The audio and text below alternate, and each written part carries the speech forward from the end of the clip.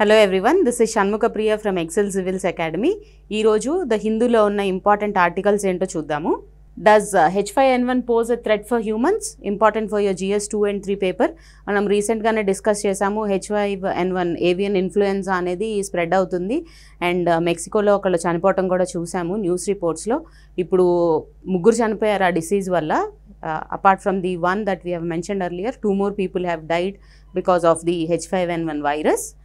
The highly pathogenic avian influenza H5N1 strain has been affecting cattle across several states in the US, and for the first time 3 cases of human infection in dairy farm workers were also reported. అది యూఎస్లో ఎక్కువ క్యాటిల్కి spread అవుతుంది and life stock చాలా damage అవుతుంది యూఎస్లో. Ever since it emerged in 1996, H5N1 has resulted in the mass killing of billions of wild birds as well as fowls. ఎక్కువ livestock మీద impact చూపిస్తుంది కదా H5N1 bird flu or avian influenza అనేది. ఇది actually అక్కడ తిరిగే మనుషులకి ఎక్కువ డ్యామేజ్ అవుతుంది or the risk of contamination is higher to those people who work in such industries. Livestock farming ఇండస్ట్రీస్లో వర్క్ చేసే వాళ్ళకి ఎక్కువ డ్యామేజ్ జరుగుతుంది. Herd-to-herd transmissions of H5N1 is now taking place in the US, and the virus has been detected in raw milk and in milking machines. So raw milk lo milking machines lo kuda virus ni chusaru. Herd-to-herd transmissions అనేవి జరుగుతున్నాయి and the observers are analyzing that this is a worrisome situation and faster steps is the need of the hour అని చెప్తున్నారు. The virus seems to spread from birds, animals to humans who may be closely interacting with these without adequate personal protection. Even though the risk of human infections from H5N1 is still perceived to be low, this can change rapidly as the virus spreads to more animals, especially cows or domestic mice, which have closer contact with humans. అదే life stock అనేది కొంచెం దూరంగా మనం ఫార్మ్స్లో పెడతాం కదా, but dairy production house హోల్డ్గా చేసుకునే వాళ్ళకి కూడా అక్కడ ఇన్ఫెక్షన్స్ పెరుగుతున్నాయి ఆర్ డొమెస్టిక్ మైస్కి కూడా అటాక్ అయితే కనుక humans proximity to these animals ఎక్కువ ఉంటుంది కాబట్టి రిస్క్ ఎప్పుడు తక్కువే ఉండింది స్ప్రెడ్కి. బట్ డొమెస్టిక్ యానిమల్స్కి అది స్ప్రెడ్ అయితే కనుక the contamination risk is higher అని చెప్తున్నారు. The common symptoms of H5N1 are similar to those of influenza A illness, including respiratory difficulties, fever, cough, sore throat and pneumonia, all of which can potentially worsen, especially in those who are immunocompromised or have underlying conditions. Obviously, immunocompromised అయిన వాళ్ళకి, for example diabetes ఉన్నా HIV ఉన్నా కూడా వాళ్ళు ఇమ్యూనోకాంప్రమైజ్డ్ కదా, అంటే వాళ్ళ immunity level తక్కువ ఉంటుంది. సో వాళ్ళు ఈ డిసీజ్ని కాంట్రాక్ట్ చేసే రిస్క్ ఎక్కువ ఉంటుంది. ఇంకోటి ఏంటంటే కేరళలో మనము ఈ లైఫ్ స్టాకే కాకుండా క్రోస్ చనిపోవటం కూడా, some group of crows or huge number of crows చనిపోయాయి కేరళలో. సో అది ఒక వరీసమ్ ఇన్సిడెంట్. కేరళలో కూడా 4 డిస్ట్రిక్ట్స్లో ఈ స్ప్రెడ్ని అబ్జర్వ్ చేశారు ఇప్పుడు H5N1ని. So this is a worrisome situation. And also కేరళలో ఒక పాలసీ వన్ హెల్త్ అనే పాలసీ ఉంది. అది ఓన్లీ ఇప్పుడు all over the world one health అనే పాలసీ ఎప్పటి నుంచో ఉంది. It is actually initiative which believes that we are all interrelated. Humans, animals, plants and ecosystems are correlated or interrelated with one another, and the spread of zoonotic diseases from humans to animals can be mitigated when all of us in cohesion take steps to mitigate the diseases in the initial phases. One health అనే కాన్సెప్ట్ని కేరళలో on ground implement చేస్తున్నారు with funding from world bank. Rebuild Kerala అనే programme ద్వారా 4 districts of కేరళలో implement చేస్తున్నారు.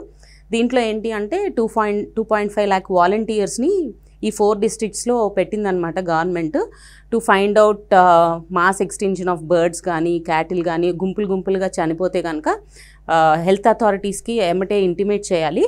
And వాళ్ళు కావాల్సిన స్టెప్స్, ఇప్పుడు అక్కడ ఎవరైనా మనుషులు వాటికి కాంటాక్ట్లో వస్తే కనుక వాళ్ళని పక్కకు తీసుకెళ్ళి క్వారంటైన్లో పెట్టడం, వాళ్ళకి ఏమైనా సిమ్టమ్స్ ఉన్నాయా అబ్జర్వ్ చేయటం, యాంటీవైరల్ మెడికేషన్ స్టార్ట్ చేయటం అండ్ పక్కన మనుషులతో ఇంటరాక్ట్ అవ్వకుండా చూడటం. సో ఇనీషియల్ ఫేసెస్లోనే దాన్ని ఆ డ్యామేజ్ని కంటైన్ చేయడానికి వన్ హెల్త్ అనే ప్రోగ్రామ్ని కేరళలో లాంచ్ చేశారు, which is being lauded by many health observers across the globe. So this is one point to remember. And also ఈ న్యూమోనియాలో యూఎస్లో ఇంకొక సిమ్టమ్ కూడా అబ్జర్వ్ చేశారు, పింక్ ఐని. So this is one of the newest symptoms that is being observed in people who are prone to H5N1 virus. సో ఇది one health అనే పాలసీని ఒకసారి గుర్తుపెట్టుకోండి. The next important topic for today, how can Himachal Pradesh fight against forest fires? Important for your GS 1 and 3 paper. Himachal Pradesh is witnessing widespread forest fires across the region. According to the Himachal Pradesh Forest Department, there have been a total of 1684 forest fires since April 2015. ఇవన్నీ statistical figures. రీసెంట్గా forest survey of India కూడా జనవరి 2024లో stock taking చేసింది forest fires మీద.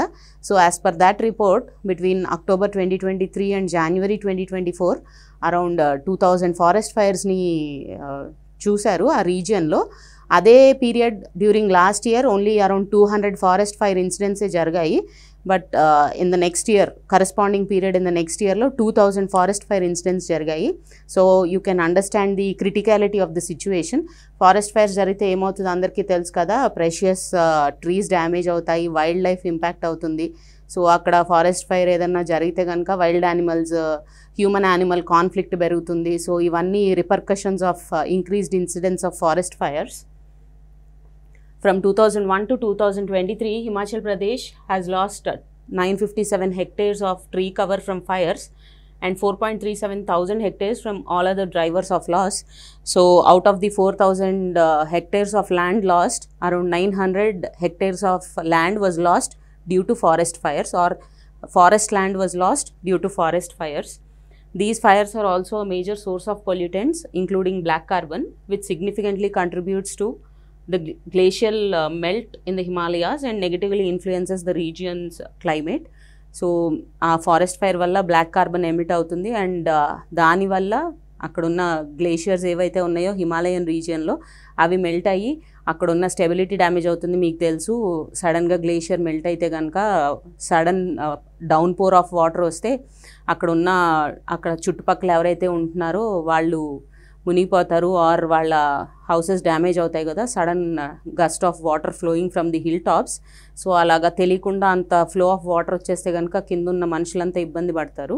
There అక్కడ gradual replacement of the banj oak, a source of fuel, fodder and leaf manure, with the chirpine, which was more valued commercially as a source of timber and resin. అసలు మనం Himalayan ఫారెస్ట్లో అసలు జనరల్గా major trees ఏముంటాయంటే deodar trees ఉంటాయి and banj oak అనే trees ఉంటాయి. 1853లో డ్యూరింగ్ ద బ్రిటిష్ రూల్ మనకు తెలుసు రైల్వే నెట్వర్క్ అనేది చాలా డ్రాస్టిక్గా around 80,000 kilometres of railway line lay చేశారు ఆ టైంలో. సో దానికి కావాల్సిన మనకి వుడ్ని యూజ్ చేస్తారు కదా రైల్వే ట్రాక్ వేయటానికి, దాన్ని స్లీపర్స్ అంటారు. సో ఆ స్లీపర్స్కి డియోడర్ వుడ్నే యూజ్ చేశారు. సో చాలా ఫారెస్ట్ని అక్కడ డియోడర్ ట్రీస్ని నరికేసి ఆ రైల్వే ట్రాక్ లే చేశారనమాట. And also on top of that chir pine అనే ట్రీస్ కొన్ని ఉండేవి. సో దాని నుంచి రెజిన్ వచ్చేది. ఆ రెజిన్ని కమర్షియల్గా ఇండస్ట్రియల్గా యూజ్ చేయడానికి ఆ చిర్పైన్ ట్రీస్ని నుంచి వచ్చే రెజిన్ని వాడేవాళ్ళు. సో దే ఫౌండ్ అవుట్ అక్కడున్న బాంజోక్ కమర్షియల్లీ అంత ప్రాఫిటబుల్ కాదు కాబట్టి అక్కడున్న బాంజోక్ ట్రీస్ని రీప్లేస్ చేస్తా చిర్పైన్ ట్రీస్ని పెంచడం స్టార్ట్ చేశారు. చిర్పైన్కి ఏంటి అంటే వెన్ కంపేర్డ్ టు బాంజోక్ ఎక్కువ ఇప్పుడు రెయిన్ఫాల్ పడినా కానీ అది ఎక్కువ గ్రాబ్ చేస్తుంది ఆర్ మాయిశ్చర్ని స్టోర్ చేసుకుంటుంది. సో సాయిల్ అంతా మాయిస్ట్గా ఉండటం వల్ల ఫారెస్ట్ ఫైర్ని కొంచెం నెగెట్ చేయొచ్చు, ఆర్ ఫారెస్ట్ ఫైర్స్ అంతగా రావు కదా తడినాలు ఉంటే. వెరాస్ చిర్పైన్కి ఆ క్వాలిటీ లేదనమాట, అది సాయిల్ మాయిశ్చర్ కాంటెంట్ని హోల్డ్ చేయలేదు. సో చిర్పైన్స్ ఎక్కువ పెంచడం వల్ల కూడా ఫారెస్ట్ ఫైర్స్ని మనం మిటిగేట్ చేయలేకపోతున్నాం. మనం జనరల్గా ఫారెస్ట్ ఫైర్స్ ఎందుకు వస్తాయి అనే రీజన్స్ని అనలైజ్ చేస్తే కనుక ఫస్ట్ రీజన్ ఏంటంటే reduced rainfall or snowfall during the winter season. మొన్న వింటర్ సీజన్లో ఎక్కువ రెయిన్ఫాల్ కానీ స్నోఫాల్ కానీ జరగలేదు. అండ్ ఆల్సో సాయిల్లో మాయిశ్చర్ కంటెంట్ పెరగలేదన్నమాట.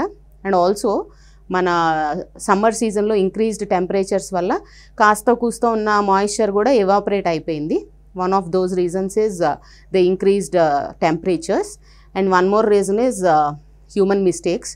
మనము సిగరెట్ లైట్ చేసి అక్కడ అయిపోయినాక వితౌట్ అది ఆర్పకుండా అక్కడ పడేయటం వల్ల, ఆర్ ఎక్కడన్నా చిన్న మంటెలిగిచ్చినా కూడా అది స్ప్రెడ్ అవటం, ఏమవుతుందిలే అని మనం చూసుకోకుండా వదిలేస్తే అది ఫారెస్ట్ అంతా, బికాస్ అక్కడ డ్రై లీవ్స్ అన్నీ ఉంటాయి కదా సమ్మర్ సీజన్ తర్వాత. సో దానివల్ల ఫారెస్ట్ ఫైర్ స్ప్రెడ్ అవటం ఇవన్నీ జరుగుతున్నాయి. If you analyse the reasons for forest fires, ecologically banj forests absorb a high content of rainwater, leading to better moisture retention and water springs in the mountains. Ade banj ఫారెస్ట్కి ఉన్న inherent quality ఏంటి అంటే అవి ఎక్కువ మాయిశ్చర్ని hold చేస్తాయి. So ఆ soil అంతా తడితడిగా ఉంటుంది.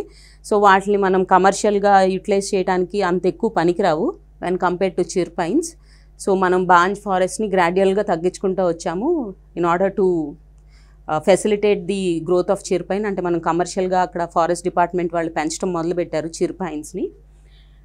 Democratization of forests is essential to ensure that people and communities who have lived in and around forests are made part of the forest management process.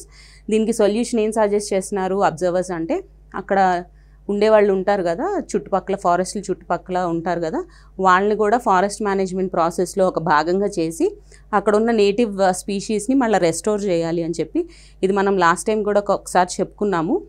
So అక్కడున్న native స్పీషీస్ని పెంచడానికి మనం ఎక్కువ interest చూపించాలి. Because nature is the most powerful thing. ఆ రీజియన్లో ఒరిజినల్గా ఏ species ఎందుకు పండుతున్నాయి or పెరుగుతున్నాయి అనేది it has been predecided by the nature. మనం ఆ బ్యాలెన్స్ని తప్పిస్తే కనుక ఆబ్వియస్లీ ఇట్లాంటి నెగిటివ్ ఎఫెక్ట్సే వస్తాయి. The next important topic for today, despite rising number of accidents, Kavach work still on the slow track, important for your GS3 paper.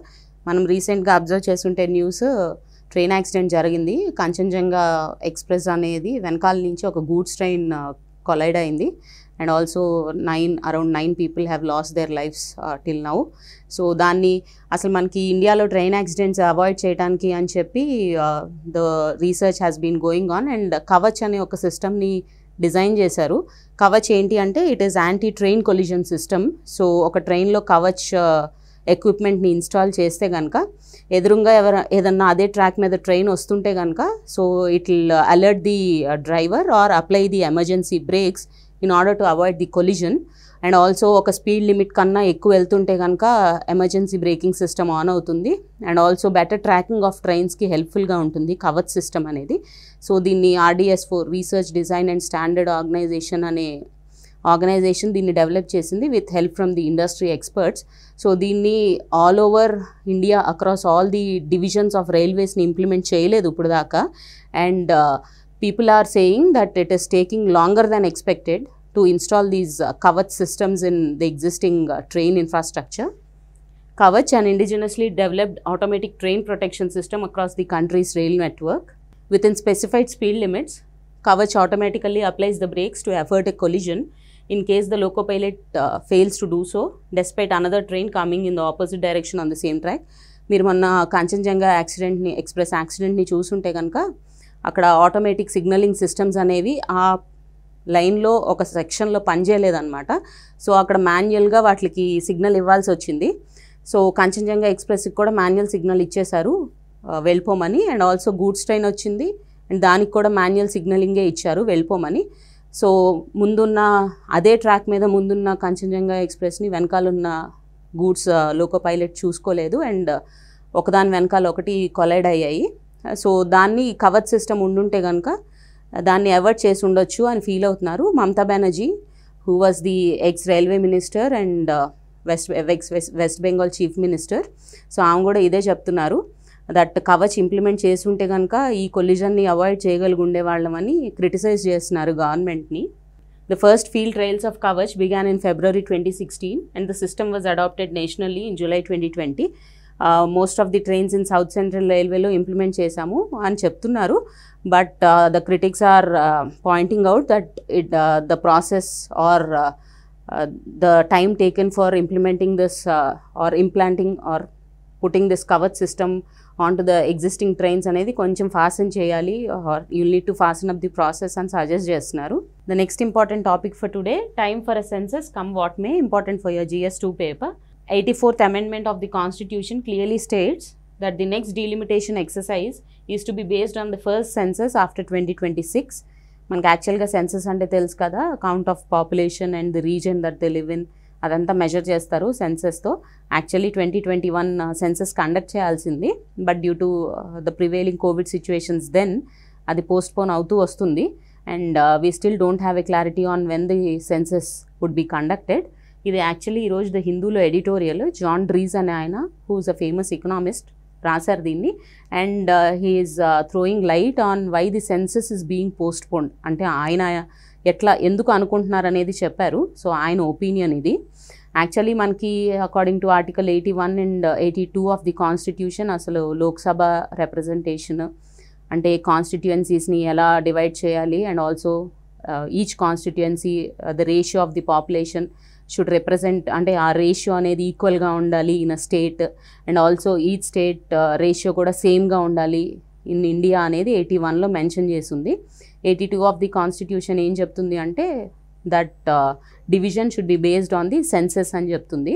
Actually 42nd amendment of the కాన్స్టిట్యూషన్లో delimitation exercise అనేది halt చేశారు. Up until 2001 దాకా delimitation చేయకూడదు and the constituencies the number of constituencies would remain same till 2001 అని 1976లో అమెండ్మెంట్లో mention చేశారు. So 2001 దాకా మన number of constituencies for Lok Sabha change అవ్వలేదు అండ్ 2001లో డెసిషన్ తీసుకోవాల్సి వచ్చినప్పుడు another amendment to the constitution that is the 84th amendment దాన్ని తీసుకొచ్చారు డ్యూరింగ్ ద వాజ్పేయి గవర్నమెంట్. దాంట్లో ఏంటంటే నెక్స్ట్ 25 ఇయర్స్కి పోస్ట్పోన్ చేశారు on changing the number of constituencies for Lok Sabha. But దాంట్లో ఏంటంటే కాన్స్టిట్యుయెన్సీస్ బౌండరీస్ని రీడ్రా చేశారు అంటే బౌండరీస్ మార్చారు constituencies and also the reserved categories of each constituency కూడా చేంజ్ చేశారు 2001లో. But number of constituencies in each state మార్చలేదన్నమాట. దాంట్లో ఏం మెన్షన్ చేశారు 84th అమెండ్మెంట్లో అంటే next delimitation exercise is to be based on the first census after 2026 తర్వాత ఏదైతే సెన్సస్ కండక్ట్ చేస్తారో దాన్ని బేస్ చేసుకొని డీలిమిటేషన్ ఎక్సర్సైజ్ చేయాలి అని చెప్పి 84th అమెండ్మెంట్ టు ద కాన్స్టిట్యూషన్లో మెన్షన్ చేసింది. If the next census happens say in 2024 or 25 then delimitation will have to wait until the following census that is sometime in the 2030s. సో ఇప్పుడు actually 2021లో జరగాల్సి ఉండింది కదా బట్ ఇంకా అవ్వలేదు బికాజ్ అప్పుడు కోవిడ్ సిచ్యువేషన్ అన్నారు బట్ ఇంకా గవర్నమెంట్ అయితే స్టార్ట్ చేయలేదు సెన్సస్. సో ఎప్పుడన్నా 2024 ఎండ్లో కానీ 2025లో కానీ చేస్తే according to the 84th amendment delimitation అనేది 2030sలో చేసే సెన్సస్ మీద డిపెండ్ అయి ఉంటుంది. Census data are essential for many purposes including the implementation of welfare schemes.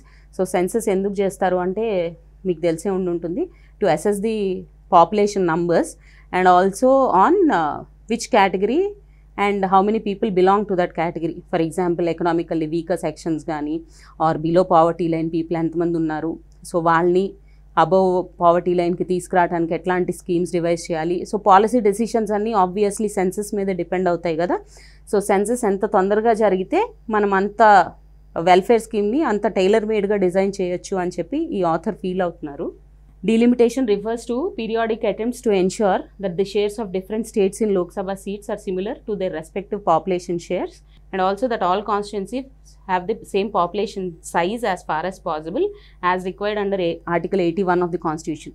So idantha Article 81 of the Constitution lo em mention chesaro ikkada rasaru. Each state has the same number of constituencies depending on the population and each constituency has the same share of population. అంటే కొన్ని ఏరియాస్లో ఎక్కువ మంది densely populated areas ఉంటాయి కదా so వాటి limits కొంచెం తగ్గిస్తారు ఆర్ స్కేర్స్లీ పాపులేటెడ్ ఏరియాస్ ఉంటే దాని లిమిట్స్ పెద్దగా రీడ్రా చేస్తారనమాట. సో అందుకే డీలిమిటేషన్ ఎక్సర్సైజెస్ క్యారీ చేస్తారు because each state gets its rightful share to be represented in the Lok Sabha and also each constituency gets its rightful share in the Lok Sabha అని చెప్పి article 81లో mention చేశారు.